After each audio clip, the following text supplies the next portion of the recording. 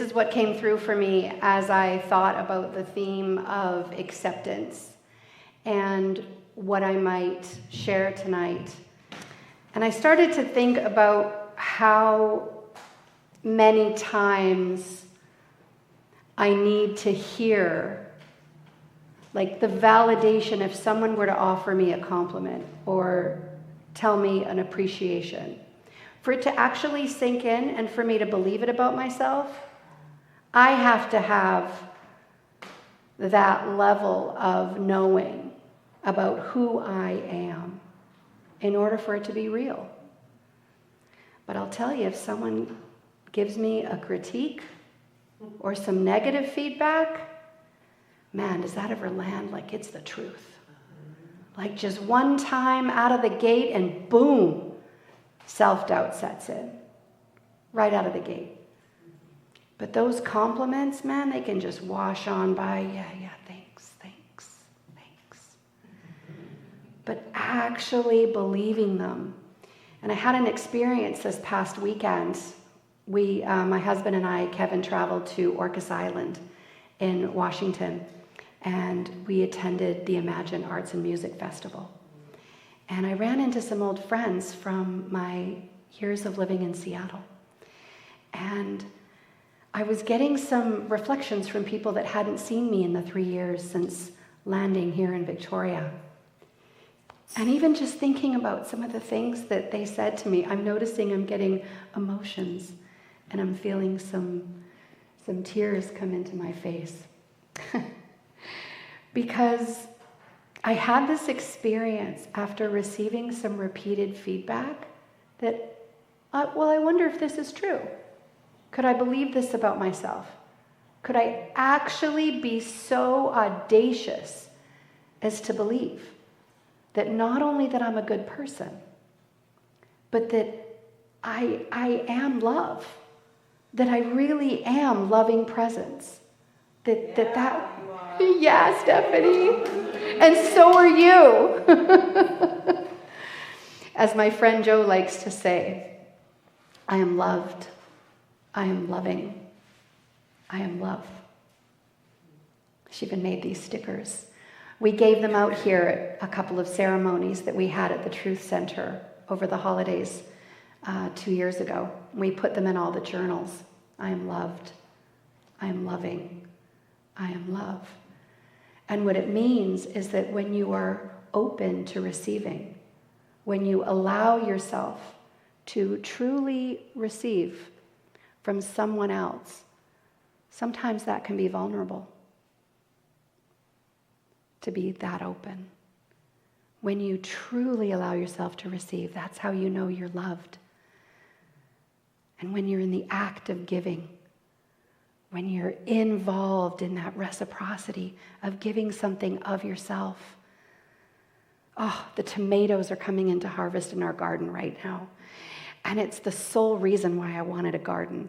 And I haven't had one since I left my home in Seattle in 2018, because Kevin and I moved onto a floating home where there's no land on a houseboat.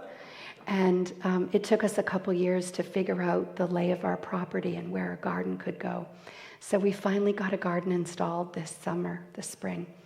And we've been harvesting these tomatoes. And in the receiving of all these tomatoes, all I want to do is like make a caprese salad for everyone who comes over, because the basil's still ripe. And this act of giving what you love, of giving of yourself, is so rewarding. I realize that in that, not only are you offering something to someone else, but you're the gift, which is kind of how you get to, I am love. I am just pure love. So this believing the good, and I thought about what are the steps to accepting that I'm good, that I am loved. How do we get there? How do we accept that? How do we accept that as our default operating system? And I thought, well, first, awareness, right? Awareness is always step number one of everything. First, one has to be aware of the thoughts they're thinking and what they're having that mean.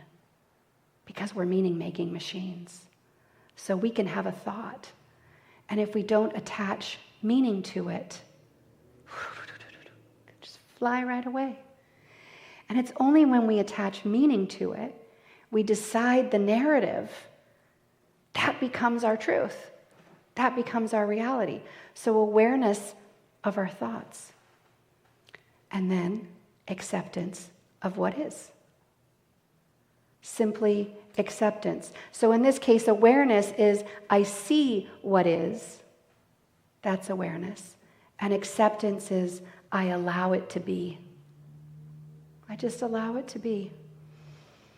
And the third step, compassion. This is where we learn to have kindness towards all the things that are. I can meet with kindness the reality of what is through the growth of compassion, through the nurturing of a compassionate heart. And as I was walking through these steps, I realized that there has to be alignment with my values, my actions aligning with my values. And it's why it was so important when Lassie and I sat and met after the visioning forums, and we came up with the values of what we stand for here at the Truth Center.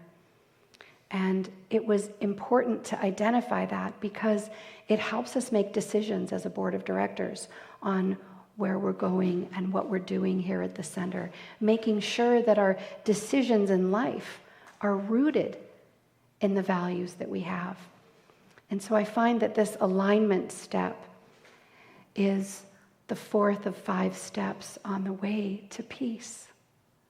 If, in fact, acceptance is the threshold and through the other side is peace, then peace is I rest in the calm.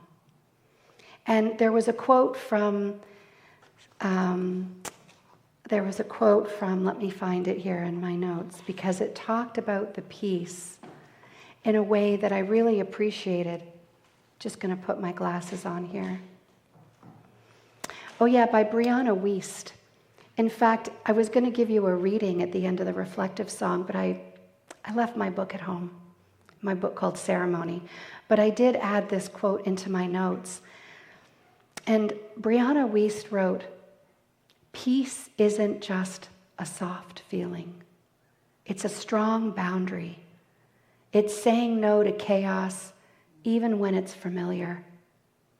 It's knowing that calm doesn't mean boring. It means freedom." Calm doesn't mean boring. It's freedom.